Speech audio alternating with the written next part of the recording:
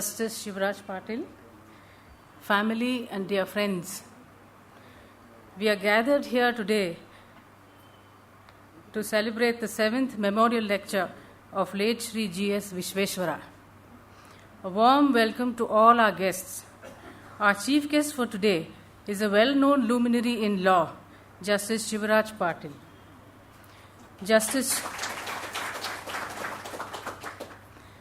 Justice Shivaraj Patil started his practice in 1962 at Gulbarga, later shifted to Bangalore in 1978. Had a very good practice. He was elevated to the Karnataka High Court in 1990, transferred to the Madras High Court, served as Chief Justice of Rajasthan High Court, and was later elevated to the Supreme Court in the year 2000.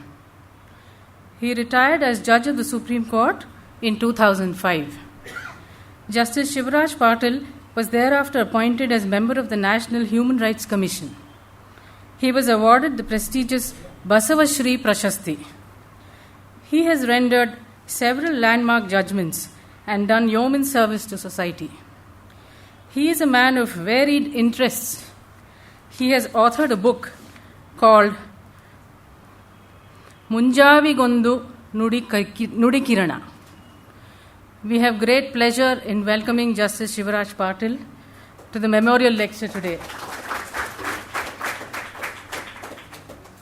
The topic for today is human values and administration of justice. This topic, we believe, befits today's distinguished speaker who implemented it in letter and spirit. I now invite Justice Shivaraj Patil to kindly light the lamp and deliver the lecture.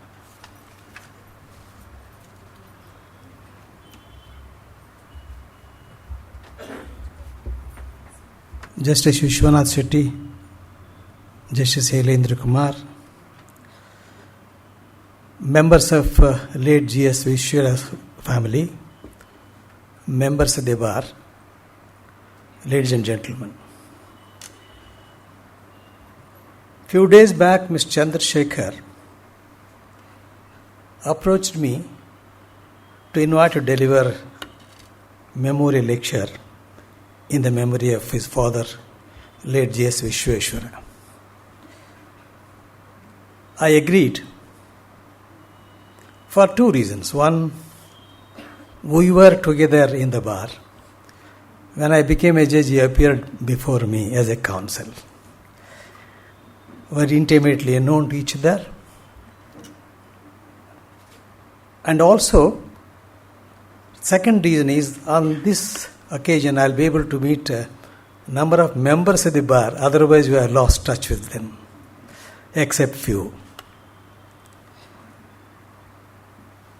I knew late G.S. Vishweshwara, a senior counsel who was one of the acknowledged senior advocates, known for his legal knowledge, persuasive presentation, and effective communication.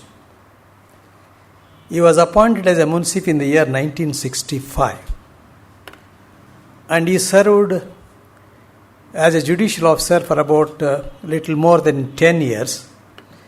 In 1975, when he was serving as a principal munsif, in those days munsif magistrate was the designation. Now civil judge junior division, civil judge senior division, the nomenclature. As on that day, he was a principal munsif in Bengaluru. The then Chief Justice of the High Court of Karnataka, made some reference or observations that some of the judicial officers are corrupt and incompetent. This touched Mr. Vishweshwara. He resigned. He resigned from the post. This itself represents or reflects the courage and conviction of Sri Vishweshwara, who felt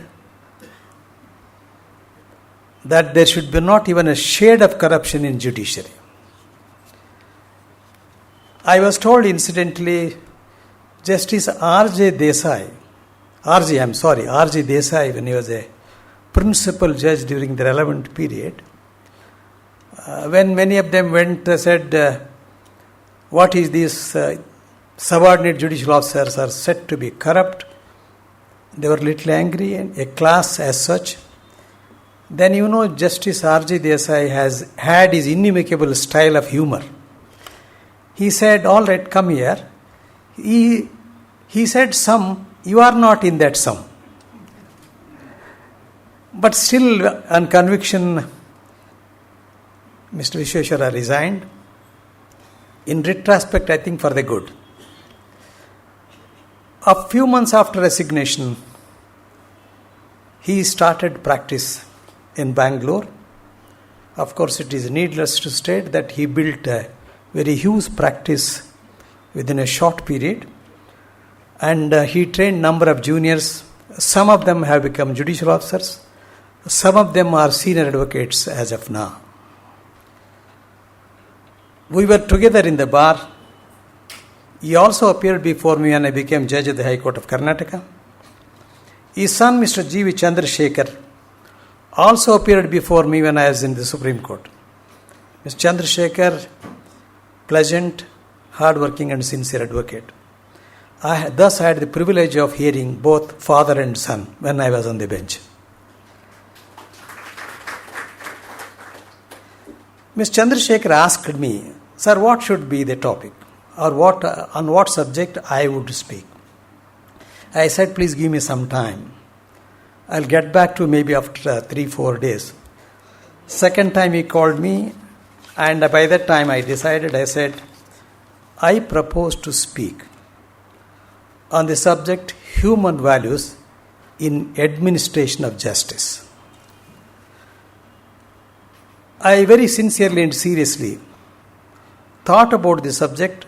I felt this subject today will have a lot of impact and importance on the role of human values in all walks of life, not confined to judicial alone, human values for the entire humanity, particularly for judiciary.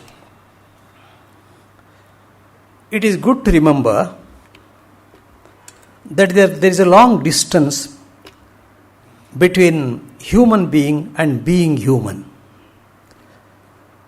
We have to cover one step a day to cover this distance. I repeat, there is a long distance between human being and being human. We have to take one step a day at least to cover this distance.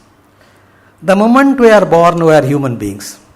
But being human definitely requires consistent, conscious and serious efforts in that regard.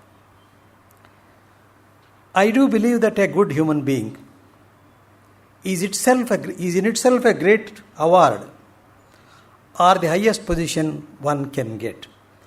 If people in the society mention that he is a good human being, I think that itself is a great award to the person concerned.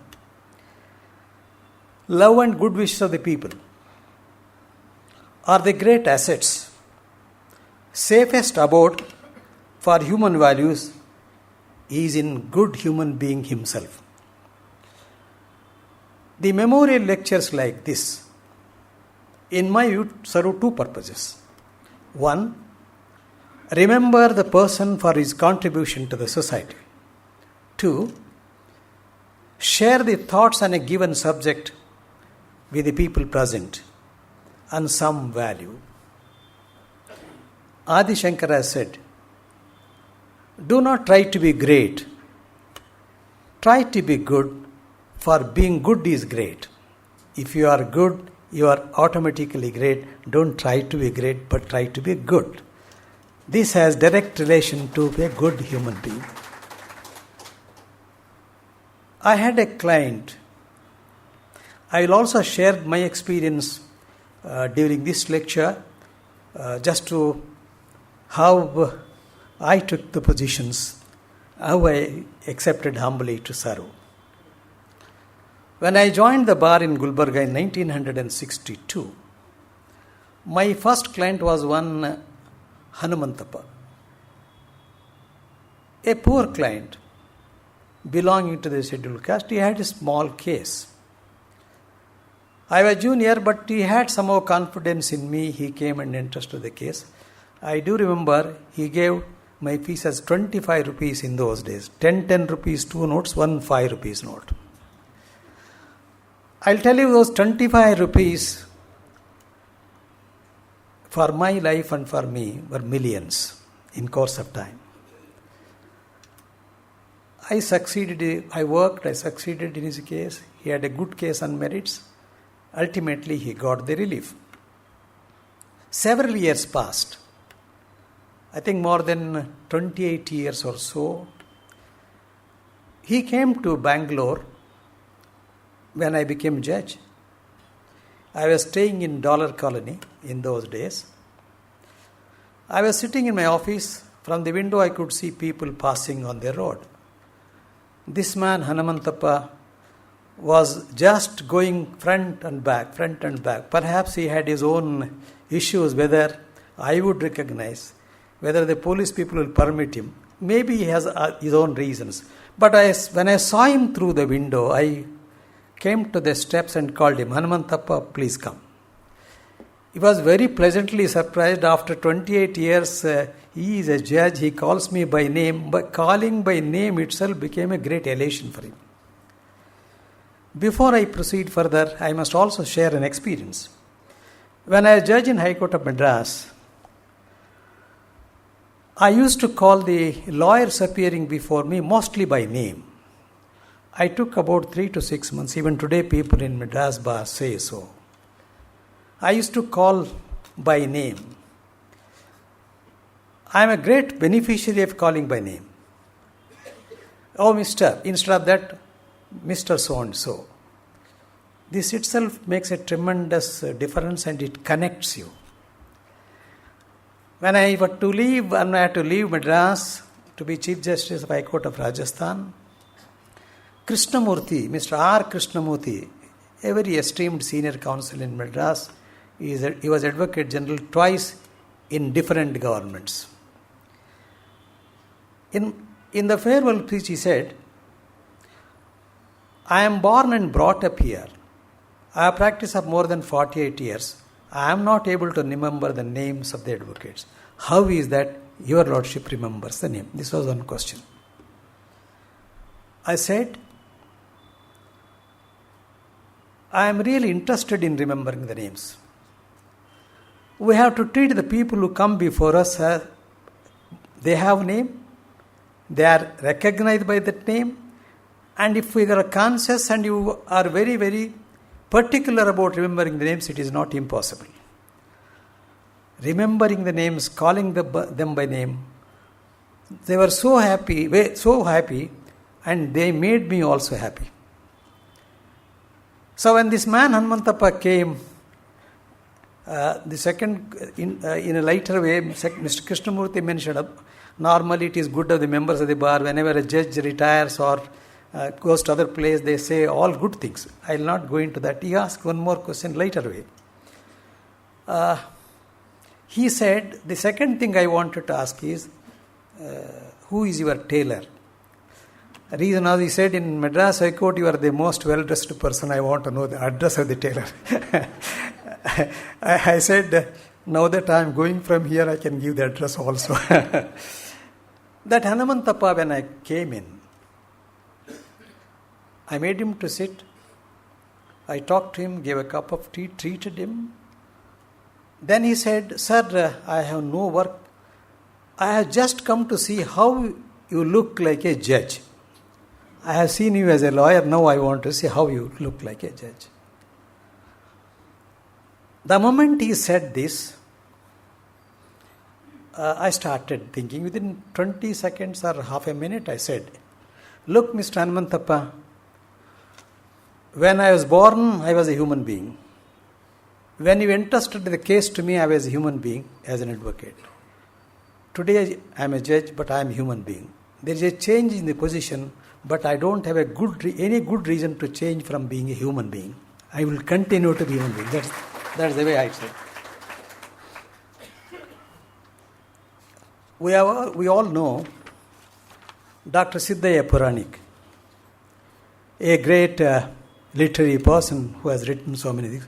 We are incidentally in this hall itself also of the great literary person. He said, I quote, ಓದಿ ಬ್ರಾಹ್ಮಣನಾಗು, ಕಾದು ಕ್ಷತ್ರಿಯನಾಗು, ಶೂದ್ರನೇ ವೈಶ್ಯನಾಗು, ದುಡಿದು ಗಳಿಸಿ ನೀನು ಏನಾದರೂ ಆಗು, ನಿನ್ನ ಒಲಿವಿನಂತಾಗು, ಏನಾದರೂ ಸರಿಯೇ, ಮೊದಲು ನೀನು ಮಾನವನಾಗು. First you be a human being, whatever may be in life, whatever great positions you have, but please be a human being first. That is a basic requirement for all activities in human life. Now I turn to the topic of today's memorial lecture, human values in administration of justice. Generally, values are defined as something which are desirable and worthy of esteem for their own sake. In a way, they are socially approved. Socially approved desires and goals internalized through the process of learning. There are various kinds of values: social, religious, cultural, commercial, traditional, spiritual, ethical, etc. These are the kinds of values, various values we have. But the human values are unique. Human values are unique because they are universal. They are inalienable. They are integral. Hence, they are unique because they are basic to all walks of life and all human endeavors and activities. Hence, privatization, modernization, liberalization, and globalization, in my view, all must lead to humanization because human values are universal. How the laws are made, right from ancient times. Basically, law is conceived and derived from human values, which the society accepts and respects. From time to time, when the laws are enacted or amended from time to time, the most and relevant fact, one of the relevant facts is how the society accepts them and respects them, and then it is the relevant point of time, the need of the time. I would make one statement. For any making of any law, there is some background, some social conditions, whatever it is. We will not go into details. Take the making of the Constitution of India itself. Not only Constitution of India, in making the Constitution of any country, two important elements or things go in. One is historical background leading to the freedom of a particular country, and the prevailing social conditions of that day. These are two factors which go into the making of Constitution of any country. And the Constitution of India has these inputs in it, which will be clear from the preamble or various rights, etc. I don't spend time on them. You are all the members of the bar and enlightened people. The human values, generally, basically, those are the values on which the laws are conceived. But human values are those values which are basic and fundamental, signifying prudence and rational existence of human beings. These are certain human actions which are accepted as universal human values, such as kindness, love, respecting others, selflessness, non-greediness, service-oriented, helping the needy, compassion towards the downtrodden, etc. Honesty, integrity, forgiveness, gratitude, non-violence, fraternity, non-interference, tolerance, self-restraint, self-reliance, etc. If I look to the religions, quintessence of all religions, I can make this statement without fear of contradiction, at least speaking for myself. Quintessence of all religions are 5. One is Satya, truth. The other is Shanti, peace. Third is Prema, love. Fourth is Ahimsa, non-violence. And fifth is Dharma. Dharma not in the sense of a particular religion. Dharma is righteousness. These are the 5 elements, quintessence of all religions. You take any religions all over, I do not think that any religion teaches contrary to these 5. Many times, religions are misconstrued, half understood, or derived for their selfish purpose by the followers of a particular religion. But dispassionately speaking, objectively thinking, all the religions preach and practice these 5 which I have quoted. If by chance, if some religion or somebody following a religion says, contrary to this, I think that ceases to be religion. Once I had an occasion in a function like this at Gulbarga. One gentleman, that was a case, it was a subject relating to human rights. We will not go into the details, but one gentleman said, a professor from Davanagere, he said, Islam never teaches any wrong thing. Islam is respected, but who is to be condemned is Musliman. He distinguished between Islam and Musliman. Muslimans are fanatics, or talking, or doing all sorts of things in the name of religion, but that religion never teaches. True Islamic principle is consistent with any other religion or the principle. Then I understood why they Muslim. In our places they call Muslims. Other place also.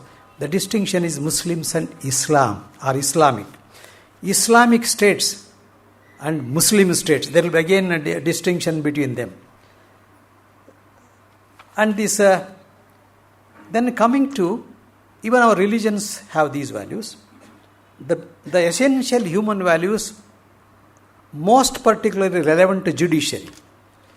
We are concerned today with regard to the human values in administration of judiciary.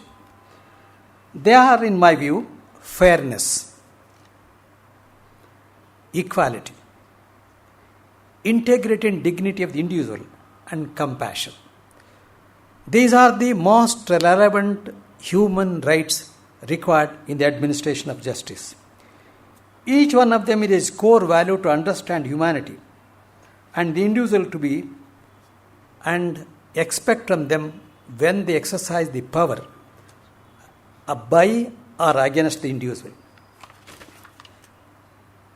These values find expression in the rules, principles, precepts, and norms developed by society and law, not by law alone.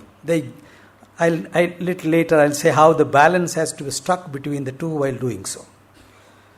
Without getting into the debates about the subaltern, the universalization of human values is best evidenced in the Universal Declaration of Human Rights, 1948.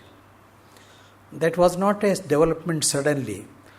After the world wars, there is something ironic. In one way, it is because of Adolf Hitler, the process was hastened to get this declaration. And the Supreme Court of India, in 2 cases, Vishaka and Legal Service Authority. When the question comes about the international law, conventions, human rights, and Universal Declaration of Human Rights, and the constitutional provisions. Now it is clear, so far the position explained by Supreme Court in the 2 cases, what they say is, we have to respect the international conventions or treaties relating to the human rights and human values. Sometimes human rights and human values are interjected. We have taken a position in India that the international conventions or treaties or laws, whatever it is there, we must also take into consideration in India, but with one rider. If they are not contrary to the provisions of law of this country. Otherwise, we can read them into our law and interpret. That is the position of law. That's the value given to human rights. The human values are considered synonymous with human rights in the modern world.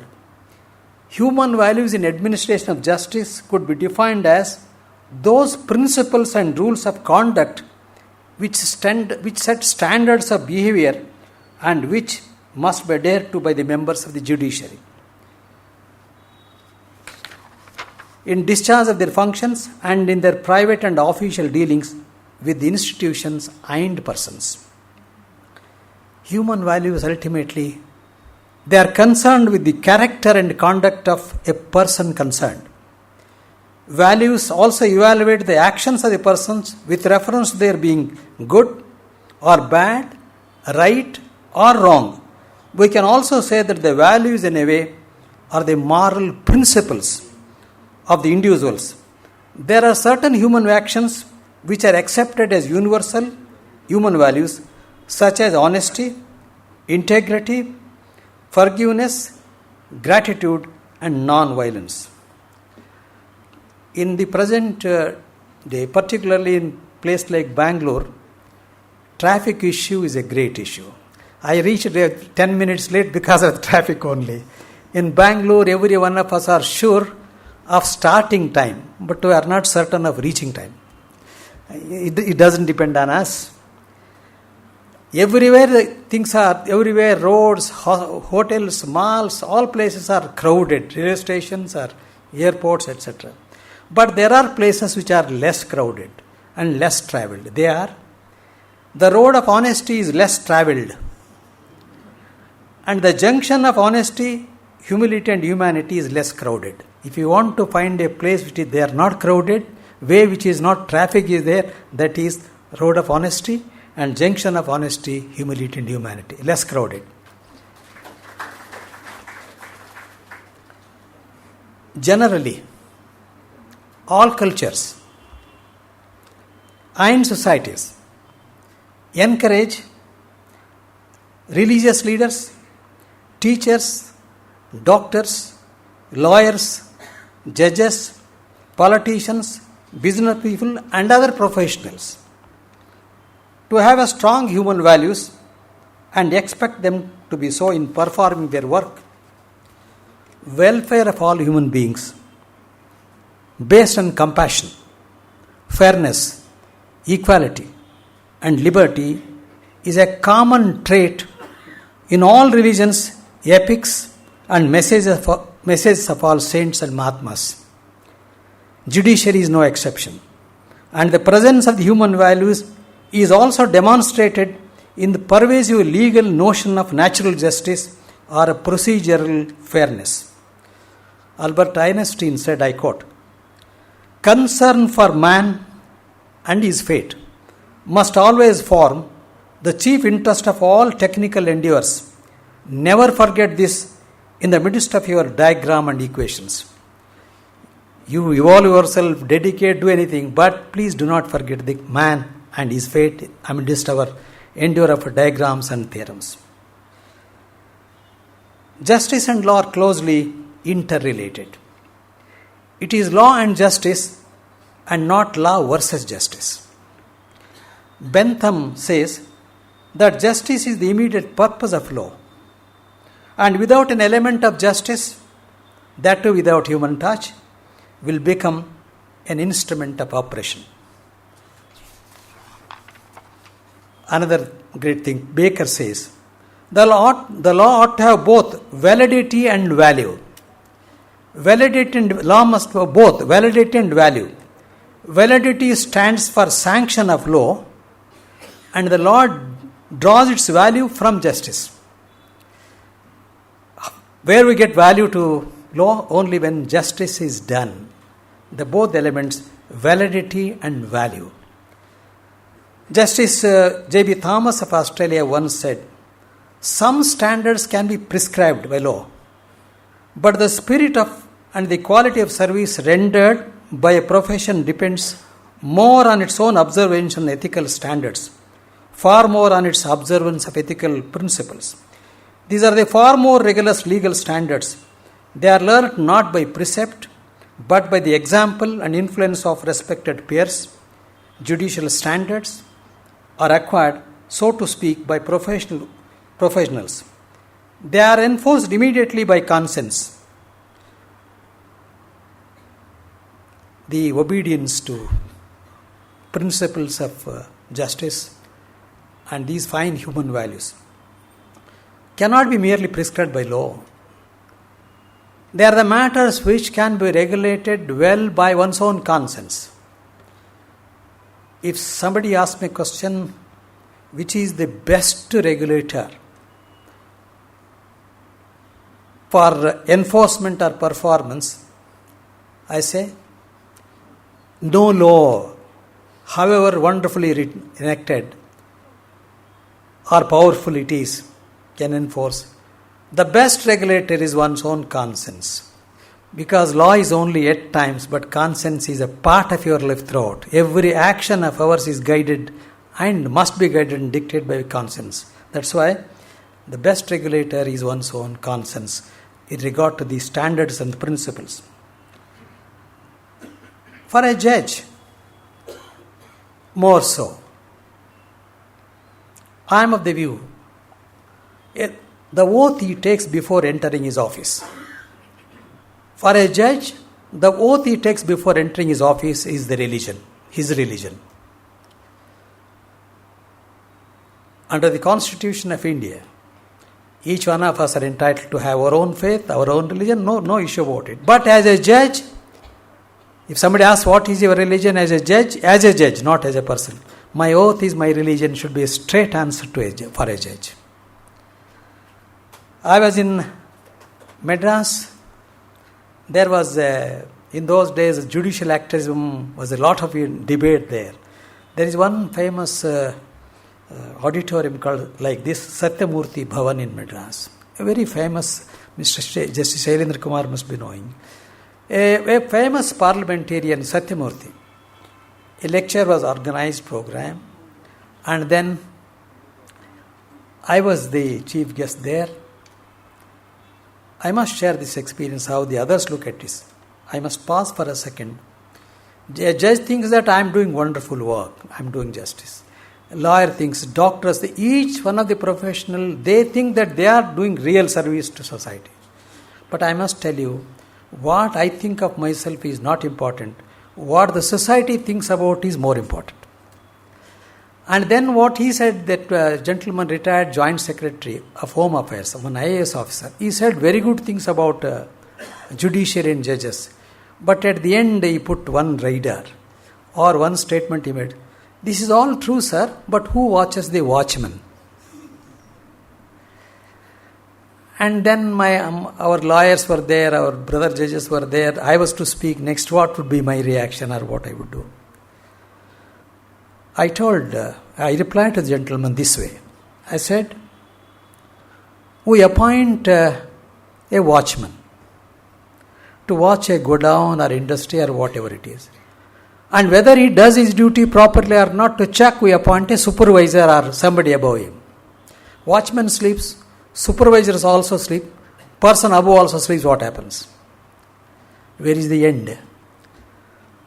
In the scheme of the Constitution of India, ultimate confidence is reposed in judiciary. Why?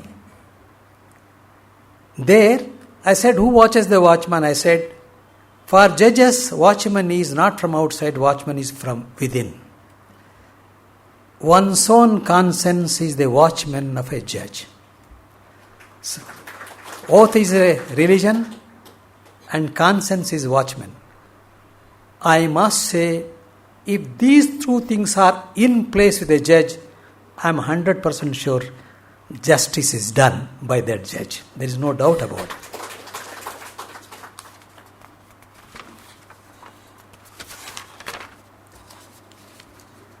When human values are to be respected, we must keep in mind in administration of justice. But merely keeping in view the human values alone will not be sufficient. There has to be a fine balance between law and human values. In the absence of law, if you depend upon only human values, do justice, what is good for, what I think is appropriate may not be appropriate for others, there will be danger of uncertainty and individual vagaries, or the discretions will result in that way. Law is required, human values are required.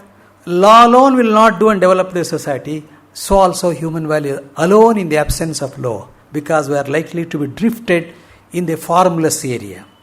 That's why the balance must recognize the danger of absence of adequate legal provisions.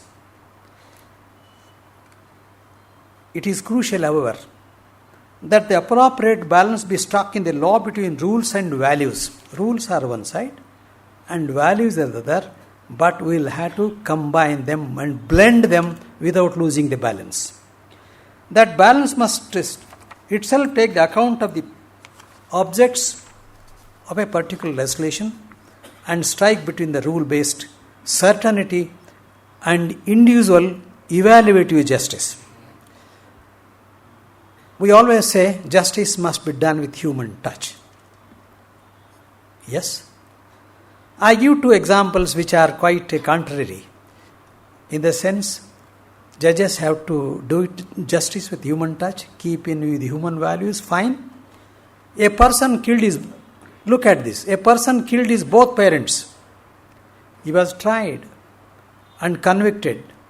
The time for sentencing came. He pleaded mercy on the ground that he is orphan. Having killed his both the parents, when tried, convicted and sentence is there, he says, I am orphan, please show me mercy. Take another example. A boy lost his both parents in motor accident. He pleads mercy. He is also orphan. The first example is also orphan. The beauty of judge lies in showing sympathy to the second example and not to the first example. That's where how we will have to balance.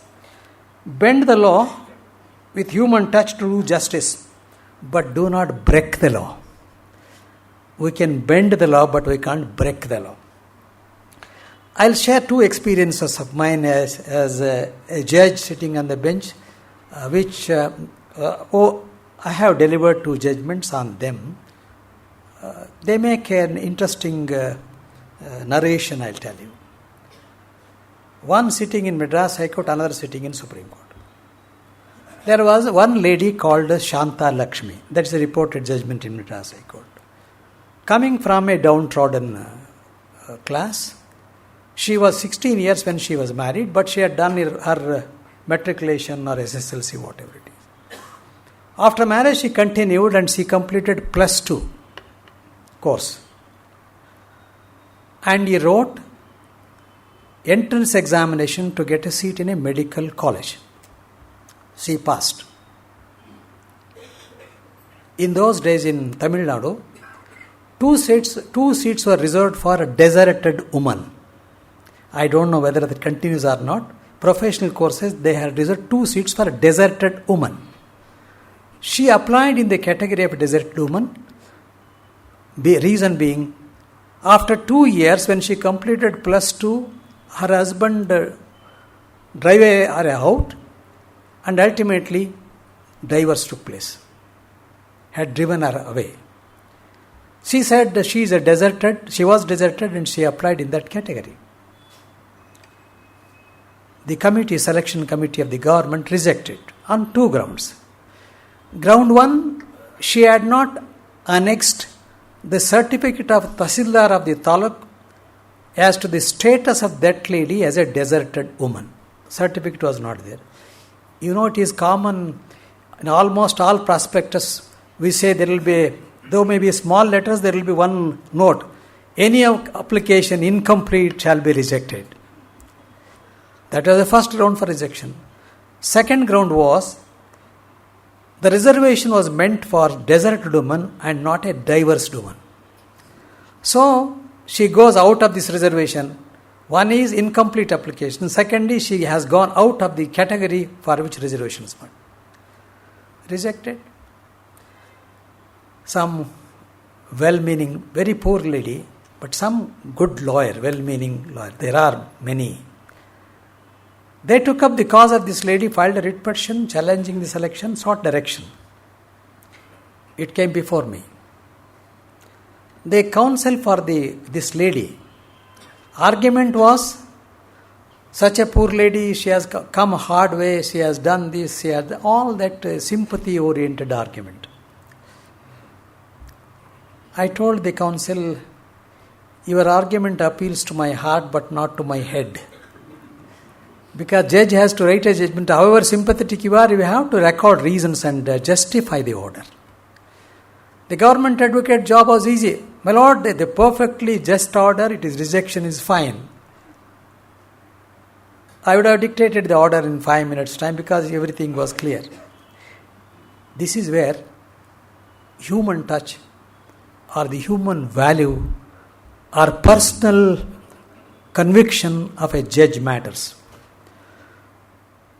As a judge, I could have dictated the order then itself, but a man in the judge told me, don't do it now, wait for some time. I reserved the order. I was fully in favor of giving relief to this lady, having regard to all this background. But how was question? I was more on trial than the case itself. What to do? I just left the papers. I again can share that whenever we have difficulties in taking what particular view, better to allow the file to lie down for some time. I left the file for some time. One day morning I was reading papers. I came across a civil court decree. The civil court decree was, a decree for divorce was granted on the basis of desertion, on the ground of desertion. I said, first ground I am clear. When civil court decree is there as a desertion, then Tahsildar certificate may not be that relevant or necessary. But unfortunately for this lady, during that period, 1 week, last date was expiring, Chief Minister, then Chief Minister also Jayalalitha, she was touring, Tahsildar was not available in his seat for 1 week. Last date was over, for no fault of that lady, in another circumstance. First ground I could overcome because of the decree. Second ground, how do you distinguish between as regards status of this lady? Fact is diverse. Not a desert. She no more remained a desert woman. But I came across an affidavit filed by them. After the divorce, she has not remarried and her fortunes had not improved. I said, let us approach this case not under Hindu law.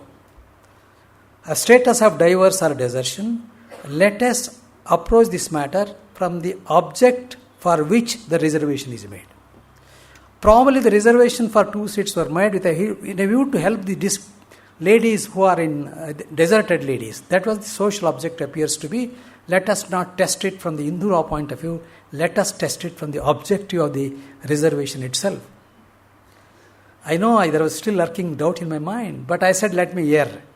I have recorded the reason saying, if this lady is encouraged and seat is given, she becomes a doctor. She will be independent. She serves herself and she will serve the society. If we reject her case, she will be forced to become a destitute or a prostitute. I prefer to encourage rather than dismiss the petition. That's how I recorded and delivered it. The story did not end there. I was a single judge. My order passed by me as a single judge. Writ appeal went before the division bench presided over by Chief Justice, another judge. I will not name them. They said, this single judge has not correctly understood it. They said, because he did not distinguish between divorce and desertion. I had clear in my mind, but I wrote the judgment this way. They reversed it. But good fortune of that lady was, poor lady, senior lawyers contributed and took the case to the Supreme Court. It came before a bench of 3 judges presided over by Justice Barucha. And he said, single judge order was a just order. Why the state should have gone in appeal to the division bench? Seat should have been given. Would you give the seat or will pass strictures against you? No, my lord, will give the seat. But government undertook, and without going into the merits of the matter, they gave a seat to that lady. Later my information is, today she is a leading doctor. One turning point with a human touch made a difference for that lady. So, this is a statement I support by saying that bend the law but not break the law. Somebody asked me, sir, you said like this, how do you do contrary things? I said, how do I do? I have done like this. This is the bending the law and not breaking the law. The another case was where I was in Supreme Court at a matter, that's also a report, that judgment with regard to disabled persons. Case coming from Himachal Pradesh, will not go into the details. And on duty, he suffered greatly because he was a high diabetic, gangrene was there. His leg was to be, a portion of was to be amputated. He became ill. Under the central government rules, they say there is something called invalidity pension. They said, you take the invalidity pension, go home. 14 years he had put in. Wife, children, family, all this there. The matter came, his petition was dismissed by the Himachal Pradesh High Court. Came before the Supreme Court. They had applied the law with regard to the provision for employment. We distinguish saying that a person standing in queue for employment is different from this person in service. And then we allowed and said that this person is entitled to, in service, give him any post. He is not, has become immobile, he will not, because leg is amputated, give him some telephone operator, computer, whatever it is, but he shall be continued in service. I'm so happy today that a large number of such disabled persons are the beneficiaries of the judgment. I must share with all of you, being a family members, I had occasion to write about 7 constitutional judgments, 7 or 6. Maybe 50 page, 70 page or 100 page or less. But the greatest amount of satisfaction for me was Shanta Lakshmi case and this disabled case. I was very happy about these judgments than writing a constitutional judgment. That's how I look at it. However, the standardized legal justice is not always complying the virtuous justice. Legal justice and virtuous justice. We know many times we do justice according to law.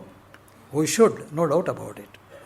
But many times what is justice done in terms of law, a legal justice, but may not be virtuous justice.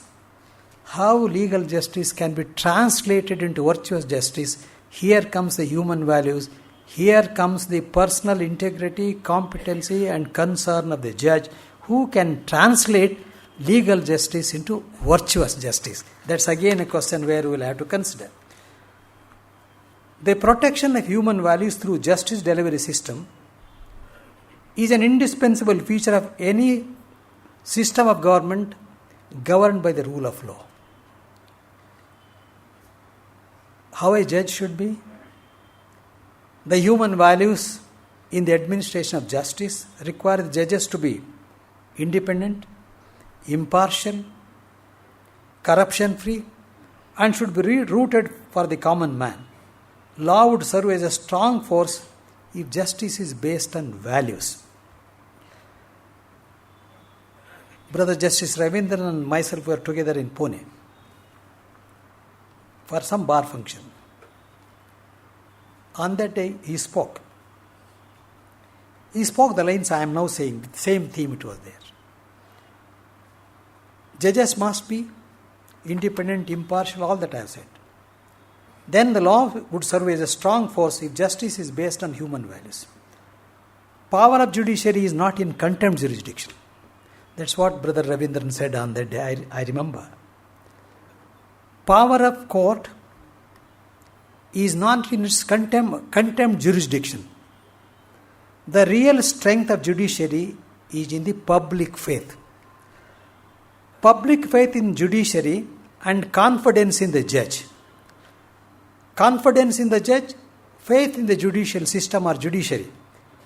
They are the real strength for judiciary and not your contempt jurisdiction. If we exercise our properly, perform our duties properly, and with all these virtues I mentioned, and somebody saying judge has been honest, I feel it is an insult to a judge.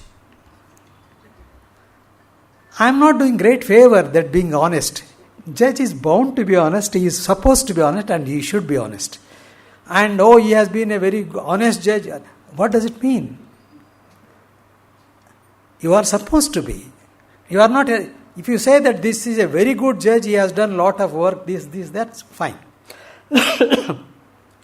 If the common citizenry, one more thing I must strike here itself, I think I'll quote that. I was talking in a subordinate judicial officers conference in Jaipur, about 1,300 people. While addressing them, I said, other things I will not go into detail. What is just touching and relevant I am saying. Two things are very dangerous enemies to the judge. They are not from outside, they are from inside. What are those two? One is the ego. The other is I know. Assumption, I know everything, what are you talking? These are the ego. Ego and assumption that a judge knows everything are the two dangerous internal elements, and they do more harm to the judge than others. In our country, people are very good. Even today they have tremendous respect for courts. In some places, even now, if they have to enter the court hall, they leave their footwear outside the courtroom and enter. And they bow and enter.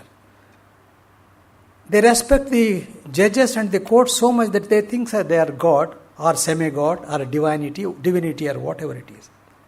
It is good of them. But I told my officers, I said, please do not commit mistake of thinking that you are divine. But only divine functions are given to you.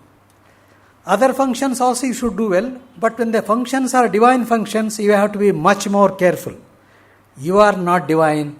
Divine functions alone are assigned to you. Be careful and do them well. That was my statement on that. I have repeated here. If the citizenry respects justice, and that they do only when we deliver the justice in this way.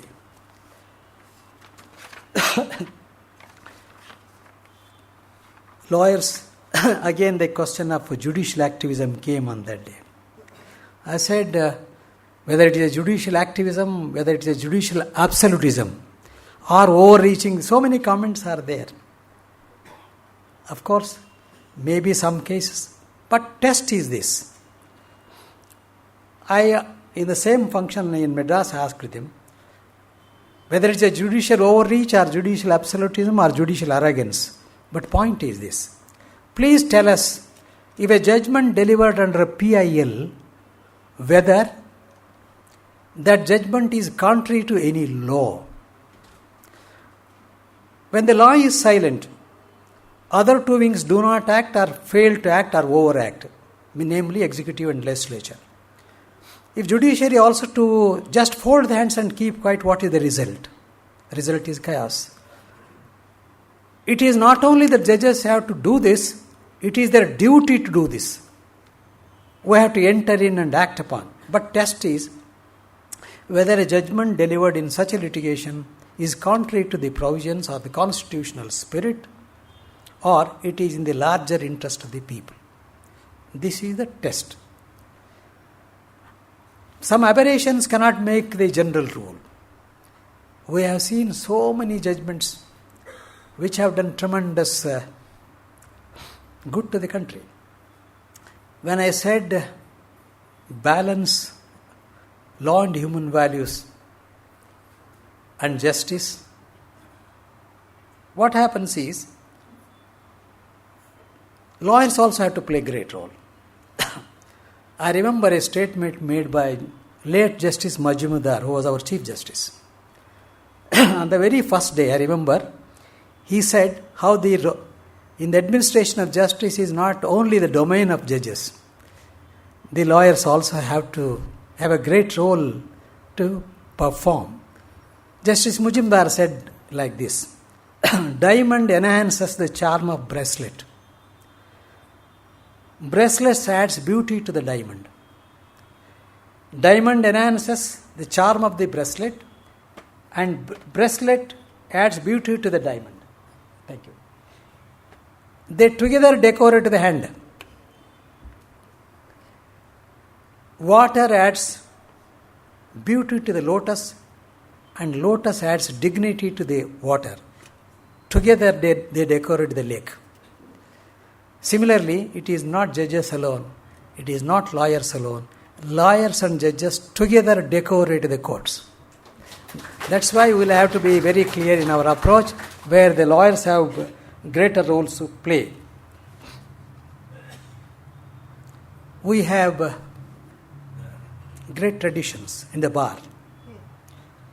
And lawyers cannot forget their traditions. In one of the judgments I said how the past glory, we can't survive on past glory merely quoting them. We have to maintain and sustain them. And a lot of contributions, good values are left by the members of the bar, noble profession. By calling profession noble, that itself is not sufficient. Nobility of the profession has to be maintained by the bar. Then only it becomes meaningful. Chief Justice of India, Sri M.C. Mahajan, felt, I quote, felt that a strong bar and a strong judiciary were sine qua non for the maintenance of rule of law. If the bar becomes a mere money-making machine, then it will be failing in its duty towards the nation. If the bar is only interested in making the money, it becomes a money-making machine, then they fail in their duty to the nation. That's the statement of Chief Justice Mahajan. Now that we are thinking on the question of lawyers' contribution and role, I'll share one more experience of mine as a lawyer. Way back in 1968, I had put in about 6 years of my practice. One lady walked into my office, very poor lady. Even the sari she was wearing was torn. And my juniors were there, and even though I had only 6 years practice, we had some of the colleagues with me in that place. They were talking, my clerk was there. Somehow I felt I should call her inside. I called her and talked to her. She said, I have only 5 acres of land, my husband has died. My husband's brothers are not giving proper share in the property. She was poor. I said, you don't worry, we will file the case. We shall not work freely for you. We don't charge. Then, next day, when the court fees was to be paid, in those days, suit for partition and separate possession, 15 rupees was the fixed court fee. I don't know today. She had to pay that. Even for that, I did not know that I would have done that also. But somehow next morning, I got an idea from where she must have managed. I called my clerk, said, how she got this money? He told me, some small gold ornament of her husband, given her husband, she had pledged and brought the money. I felt so bad. Why not? I should have done that also. Then I told my clerk, go with her, give back 15 rupees, get back the article, we'll pay. Property was ancestral. Relationship was admitted. No great job for a lawyer when both things are in partition. I did it and we succeeded. She was so grateful when the result came, and she said, in our country, they pray. They say, sir, not only good, let your family be good. Pray for you, pray for family, for all the good, their prayers. When I became Chief Justice for Rajasthan High Court, I very vividly remember There was a felicitation program in banquet hall in Vidhana Sabha. In my reply, I said this. I share again with you. I said, there are people who are more competent than me. There are people who are more hardworking than me. Apart from our hard work, whatever competency or wisdom we have, with a limited way, not only they helped me to become the Chief Justice of High Court of Rajasthan, a prayer of poor lady like my client earlier, prayers of such people have also helped me to become Chief Justice. On that day I made a statement. For any profession, rich people pay fees for the work done. Poor people are not able to pay, they don't pay, but they pray. Poor people pray, rich people pay. Payment has denomination and value, prayer is invaluable. That's why prayer is more powerful than payment. This is what the human value is. This is for the lawyers also whenever the causes come like this. Another, in a lighter way, once a doctor was walking in a park. A patient met him. He had some problem, he consulted the doctor. Doctor prescribed something, he went home and took the medicine. In the night, thought came to the doctor, he consulted me in the park, should I charge fees to him or not? Whenever people have problem, the next destination is lawyer. He thought, why not consult a lawyer? He consulted the lawyer, it was already 9 o'clock or so. Lawyer said, why not? You have given your consultation, you should take and all that. The doctor said, it is late now, we will send the bill next morning. But before the doctor could send the bill next morning, he received the bill from the lawyer in the night itself. Should we see the profession all the 24 hours? Please remember, life is a larger canvas. Profession is a part of life, not the whole life. Already we have done some service in the park, should we charge for it? And a lawyer's bill taught him a lesson, perhaps. We should, one more example which I will give, and on that aspect I live as a lawyer. In 1969 or so, this is again particularly to the junior members of the bar. I am finding many of them I would like to share. A client came and engaged me in appeal. A suit for specific performance was decreed. Evidence was very strong. Agreement was proved, witnesses have been examined, everything was perfect. Suit was decreed rightly so. He came to me, I was a junior lawyer about 8-9 years or so. There were stalwart senior lawyers for the other side. I said, no, this is a weak case. Please give to somebody else, I will not take this case. Because I said everything is against. But the client was so persuasive, no sir, whatever is my fate, you only should do this. I said, I explained to him no case, but he persuades me as a duty I will do it. I filed the appeal. Appeal came up for hearing. One we had by name Mr. G.B. Kulkarni, was a civil judge, senior division in those. It was 4:30. The moment I got up, what is there in your case? Nothing, everything is.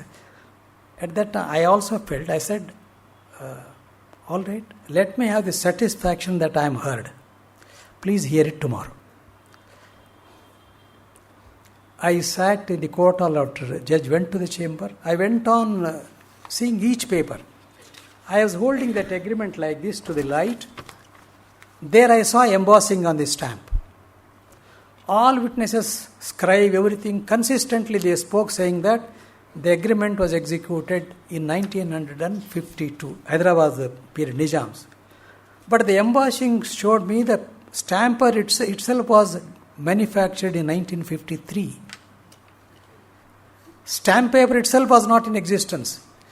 Next morning I said, This is the position, I have no argument, please see.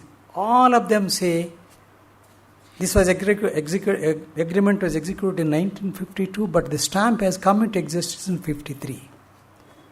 Sit down. They said, other senior lawyers, what do you say?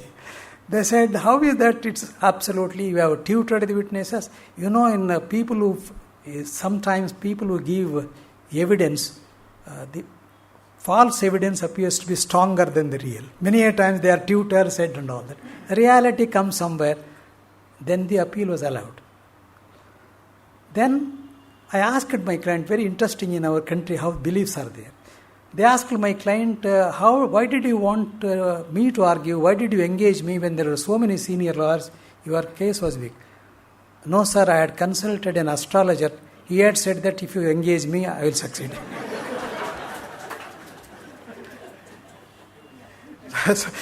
So many interesting things happen. But I only said to the juniors, reason is this. We have to work hard essentially. Had I left that there is nothing in the case, no, I said, let me see, let me do. I went on searching, working and all that. Ultimately, I got this. People say there is no substitute for our hard work. It is not a proverb. It is not a statement. It must be the spirit of living itself. We must work hard. There is no shortcut for that. And I have seen three things. I come from a small village, from agricultural family. I was the first graduate in my village. I lost my mother when I was 2 years old. My father was uneducated, 4th class Urdu medium then. Nobody to guide, even among relatives were not there. Today, if I am standing before you, whatever little I have done in my life, I make a statement, it is not an explanation, it is an experience. I have got a 3H formula, again for the younger members of the bar.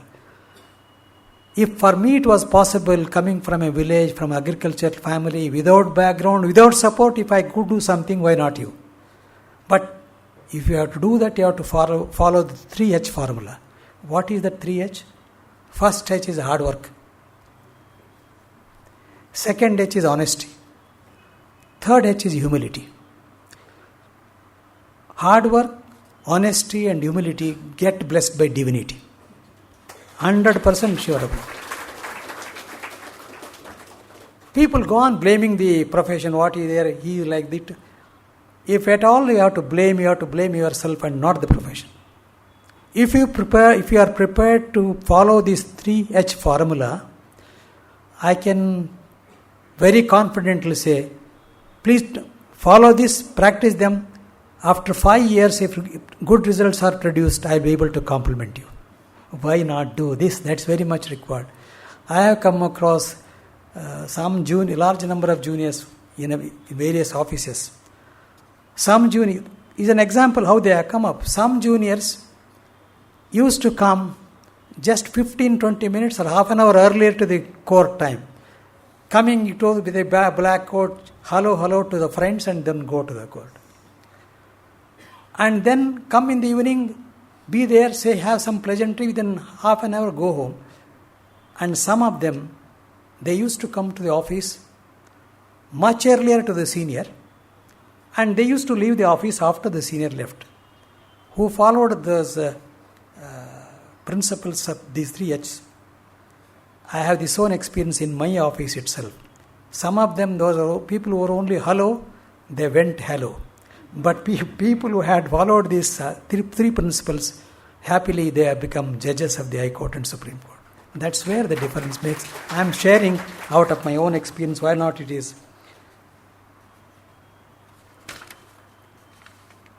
Finally, I'll share few things which will be of general importance to the life. Somebody asked, what is the meaning of life? For different individuals, there may be different meaning. At any rate, it is difficult to precisely define what is the meaning of life.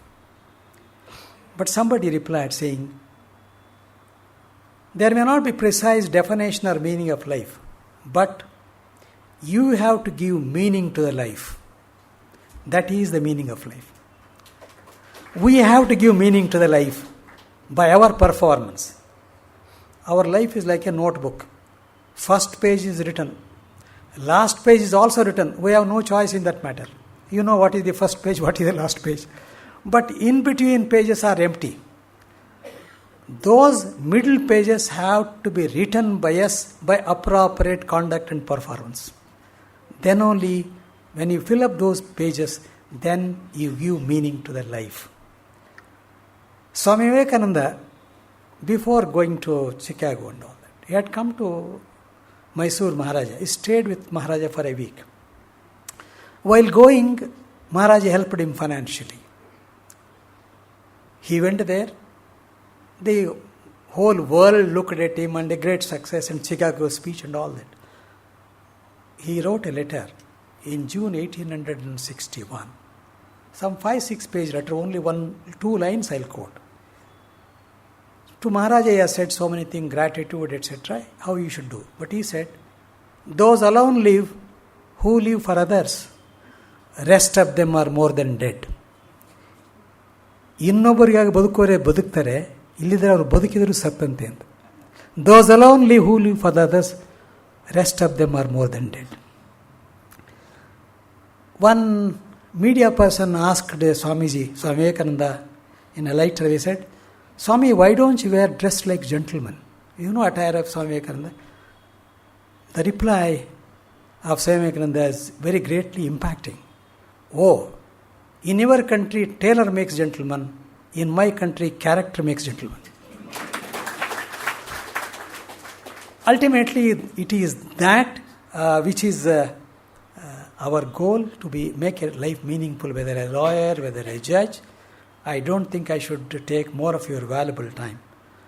I thank the organizers, Mr. Chandrasekhar and the other members of the Gokhale Institute, for providing me this wonderful opportunity of sharing a few thoughts on more than that, meeting all our old friends, the bar and the bench. And I am also grateful to you all for listening to me, giving your patience and attention. Thank you. Jai Hind. Which has the effect of eroding image of judiciary, that's not acceptable.